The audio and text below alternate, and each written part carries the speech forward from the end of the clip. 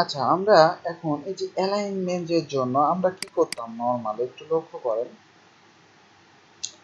Normally suppose আমরা এগুলা কেটে দিই এখন, বোঝানোর জন্য ভালো মতো এগুলো কেটে দিই। সাপোজ আমরা যে কোনো টেক্সট, সাপোজ পি, ঠিক আছে, পি এর মধ্যে যখন আমরা একটা টেক্সট নিতাম, ঠিক আছে, সাপোজ নিলাম সাম টেক্সট।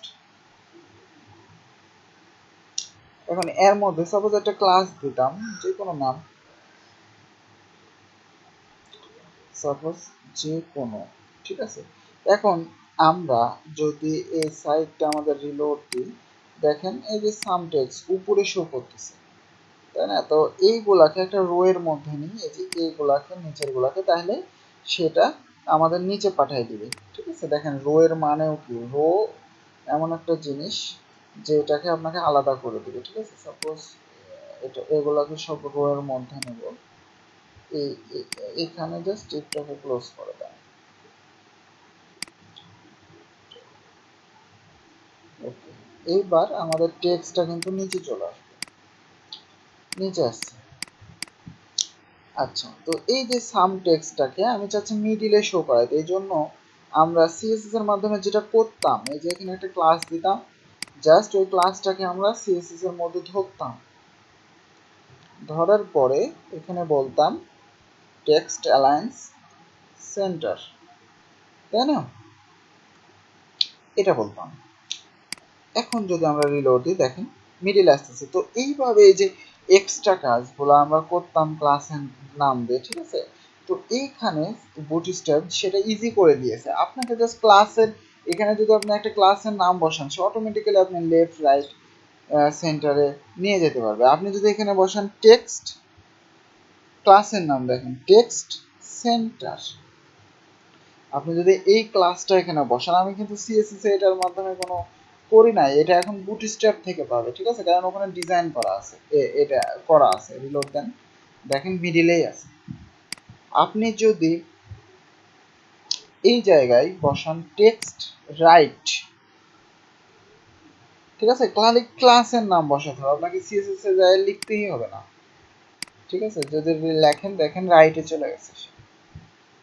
আবার যদি লেফট দেন তো লেফট, ঠিক আছে। এইভাবে আপনি ইচ্ছা মতো কাজ করতে পারবেন টেক্সটের, ঠিক আছে। তারপরে এখানে দেখেন টেক্সট জাস্টিফাই বলছে। যখন আমরা জাস্টিফাই কেন ইউজ করি, যখন আমরা অনেকগুলো টেক্সট যখন দুই ধারেই মানে সমানভাবে মিলাইতে যাই, সেটা হয় জাস্টিফাই। সাপোজ আমরা যদি এইখানে কপি করি অনেকগুলো টেক্সট, এটা যদিও আপনাদের সিএসএস প্রপার্টির মধ্যে সবগুলো এগুলো দেখানো আছে, তারপরেও আমি একটু দেখাই। অনেকগুলা টেক্সট আমাদের লাগবে, কপি করি,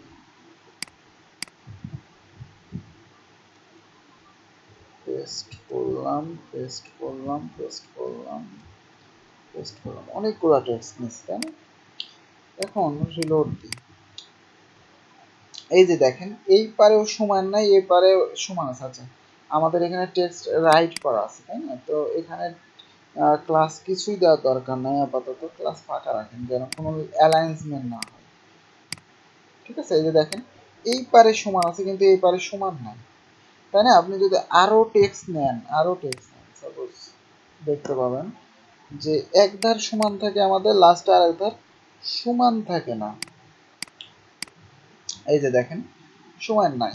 তো এই ধারও সমান থাকবে, এই ধারও সমান থাকবে, এই জন্য আমরা যেটা ইউজ করতে পারি, আমরা ইয়ে করছিলাম, এই জন্য সিএসএস প্রপার্টি আলাদাভাবে আমরা করতে হতো টেক্সট অ্যালায়েন্স জাস্টিফাই। এখানে জাস্ট কি করবেন, ক্লাসের নামটা বসাই দিবেন টেক্সট জাস্টিফাই, টেক্সট জাস্টিফাই যেটা এখানে বলতেছে যে টেক্সট জাস্টিফাই, ঠিক আছে। সাপোজ এইখানের মধ্যে যদি আপনি বসান টেক্সট জাস্টিফাই, ঠিক আছে। এবার যদি আপনি রিলোড দেন, দেখেন এই সাইডও সমান হয়ে গেছে, এই সাইডও সমান হয়ে গেছে, ঠিক আছে। এখান থেকে টেক্সট নাই কিন্তু, এই জন্য এটা এরকম আছে, এটা আমার মনে করেন না। এই উপরের 3 লাইন দেখেন, এটাও যখন লাইন শেষ হবে তখন দেখবেন যে এটাও সমান হয়ে গেছে। তো এটার জন্য আমরা কি করি, টেক্সট জাস্টিফাই। এখন নিচে আরেকটা ক্লাস আছে টেক্সট নো র্যাপ, এইটার মাধ্যমে আসলে কি হয়, ঠিক আছে, এটার মাধ্যমে কি হয়, নো র্যাপ এখানে বসে। এবার রিলোড দেন, দেখেন টেক্সট নো র্যাপ মানে হচ্ছে এই যে আমাদের একটা নেক্সট মানে একটা স্টেপ থেকে নিচে নিচে চলে আসতেছিল, আপনি চাচ্ছেন যে নিচে নিচে না নামুক, এক লাইনেই সব থাকুক, কোনো র্যাপ হবে না। এই জন্য আপনারা এই জাস্ট যদি এই ক্লাস ইউজ করেন টেক্সট নো র্যাপ, তাহলে সে আর নিচে নিচে নামবে না, ঠিক আছে, একবারে র্যাপিং হয়ে থাকবে এক এক লাইন, ঠিক আছে। এটাই হচ্ছে টেক্সট নো র্যাপের কাজ, ঠিক আছে। তারপরে নেক্সটে আসেন, আমরা যে আপার কেস লোয়ার কেস করার জন্য যে একটা আলাদা ইউজ করতাম টেক্সট ট্রান্সফর্ম দিয়ে আপার কেস লোয়ার কেস লিখতাম, তাই না, এখানে জাস্ট ক্লাসের নাম লেখেন টেক্সট লোয়ার কেস, সবগুলা ছোট হাতের হয়ে যাবে, ঠিক আছে। দেখেন খালি ক্লাসের নাম জানতে হবে আপনার, টেক্সট লোয়ার কেস এই কথাটা লিখলেই জাস্ট সবগুলা ছোট হাতের হয়ে যাবে, সব লেখাই ছোট হাতের, ঠিক আছে, এমনিতে ছোট হাতেরই ছিল।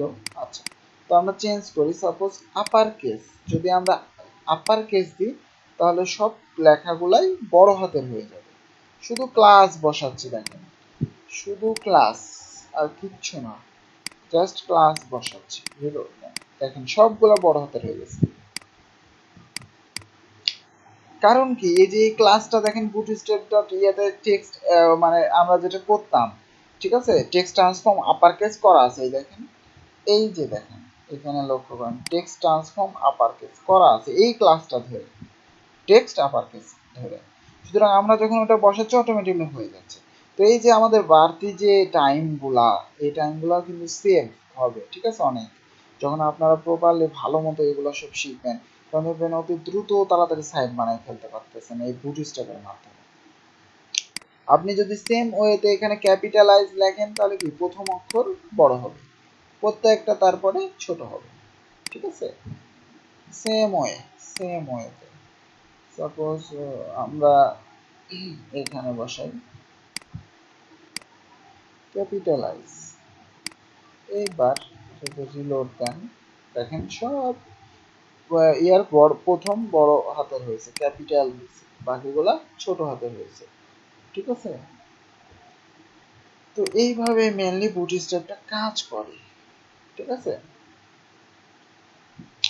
আচ্ছা, অ্যাব্রিভিয়েশন এইটা একটা দেখার দরকার আপনাদের, ঠিক আছে, অ্যাব্রিভিয়েশনের জন্য আমরা কি করতে পারি, সাপোজ এবিবিআর ট্যাগ, এটা আপনারা সিএসএস এর মাধ্যমেও দেখেননি, একই কাজ করে, ঠিক আছে, সিএসএস এইচটিএমএল এও এটা একটা ট্যাগ, তো আমরা এটা করতে পারি এখানে, আমরা যদি জাস্ট এবিবিআর নামের একটা ট্যাগ ইউজ করি, মানে অ্যাব্রিভিয়েশন, ঠিক আছে, সাপোজ আমি এখানে লিখলাম ডাব্লু ডাব্লু ডাব্লু, ঠিক আছে, এখন কেউ যদি আসে এই ডাব্লু ডাব্লুর এখানে মাউস পয়েন্টারটা রাখে তাহলে এটার ফুল মিনিং দেখাবে, এটাই হচ্ছে অ্যাপ্লিকেশন, ঠিক আছে।